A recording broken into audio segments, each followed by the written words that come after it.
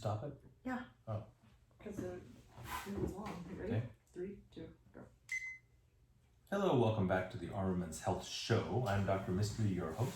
Here as always with my co-host, Donna Lee. That's right. Hello, everybody. Welcome to our show. Welcome back. Many of you may not know or remember, but Donna Lee is a professional comedian. That's right. She was voted the 7th funniest mom in America by Nick at Night.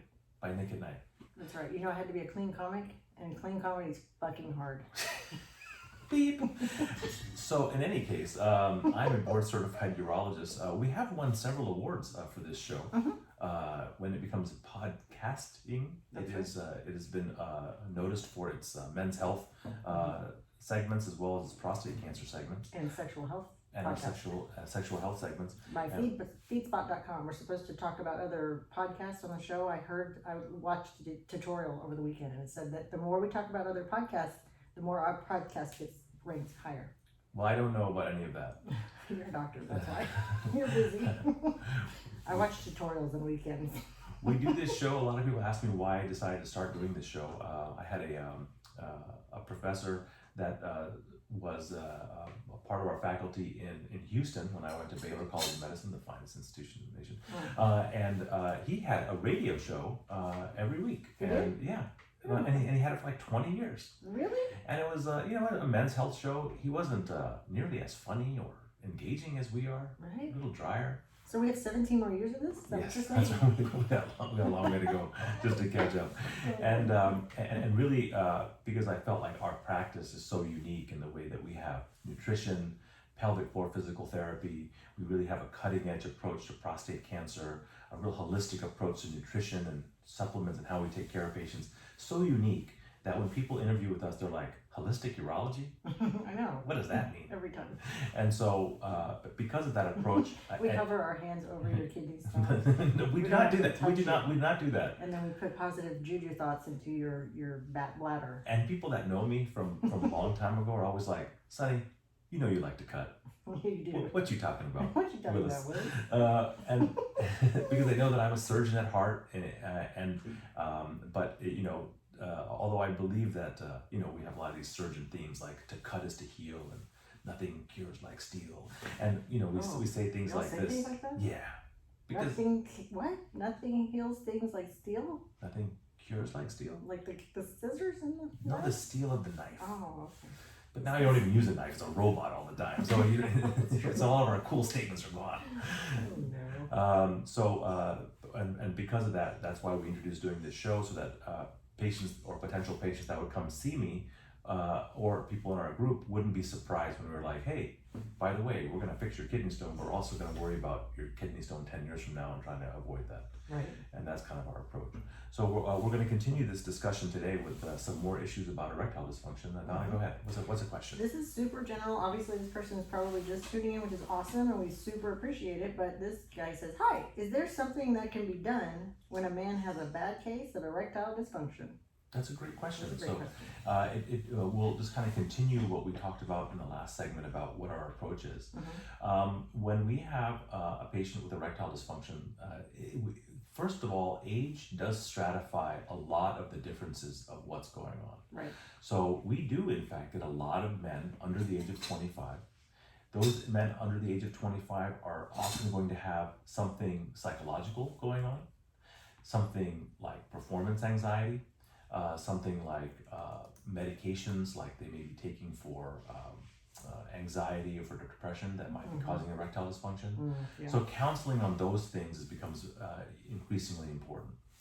Then you have the guys between 25 and say 45, and now you're getting some psychological issues, not a lot of severe erectile dysfunction or mild, but you get mild erectile dysfunction. And in that age group, physical activity and physical therapy actually plays a much bigger role. So trying to make sure that we get good blood flow to the penis. You will notice, if you're overweight and you're 37 years old and your erections are doing poorly, just adding a mile of walking every couple of days is going to make your erections substantially better for a couple of reasons. Number one is the lower extremity exercise increases your testosterone. You're going to have more kind of healing blood products that go, like more regenerative products in your bloodstream that are going to help improve the arterial flow into your penis. And so that kind of physical activity is going to have a really significant impact. And although, for the 65-year-old guy, telling him to walk to get better erections may not be as convincing, convincing a young guy who's still fully functional and is completely surprised by his erectile dysfunction, perhaps the introduction of physical activity is something that they'll be more open to. How do we get my husband to walk more? He won't walk. I mean, he's already had a heart attack. What else are you going to give him now? Well, but he's all cured, right? What you should do is you should take a donut and put it on a hat with a stick. And then you tell him that if he walks faster, he'll get the donut. I thought you were saying my vagina. No! Vagina on a string. Reminds me of the time I went hunting and somebody put a deer vagina on my rear view mirror. Ooh, we took this too far. Yeah, well. Deer vagina. Anyway, when it comes to our approach, we will also do something, especially in younger men, called a penile artery Doppler, where we can measure the blood flow that goes to the penis to make sure that there's not inadequate blood flow. And then we will do something called biothesiometry of the penis, big complicated word, where we do both temperature and vibration sensation of the penis. So this is an example of a guy who maybe for no reason just will come and say that my penis feels cold, or I don't feel like I'm able to, I have to really stimulate. Does he say his penis feels cold in his wife's vagina? No, they'll just say my penis feels cold. And they may say their wife's vagina. But the penis just feels cold. And so we're able to actually check for temperature and vibratory sensitivity. In the office. In the office. It doesn't hurt. It's just kind of a machine that we have. Not cold. That I would bet you in the entire country, there's probably only like 30 urologists that have this machine. Why? Why don't all urologists have this machine? Sounds very important. Well, I don't get paid for it, so I do it for free. Oh, there you go. That's one thing. And the machine costs like $14,000, so a lot of people don't buy it. And so that's a sad state of affairs in this country when the doctors don't have the machine that's really important to the guy because it costs so much, but it doesn't pay them. What's interesting is this machine is actually for diabetic foot neuropathy. Oh. And so because sensation of temperature and vibration is also important in feet. So we just use the same machine for the penis, but for me, it answers so many questions for the patient. Do I really have diminished sensation? Do I really have altered temperature sensitivity? And we can figure that out in 8 minutes. Wow. And so that really helps us kind of get along the process. Okay. And although I can't fix nerves, per se, I can help with nerve health with supplements and different kinds of modifications, people's drug regimen. I can give them some comfort to know that they're really not crazy, that there really are something going on from a nerve standpoint. And then we can make therapeutic recommendations that help overcome these things. So if somebody has a diminished vibratory sensation, we actually have a vibrating penile ring that can go on it to help give you more sensation or more stimulation.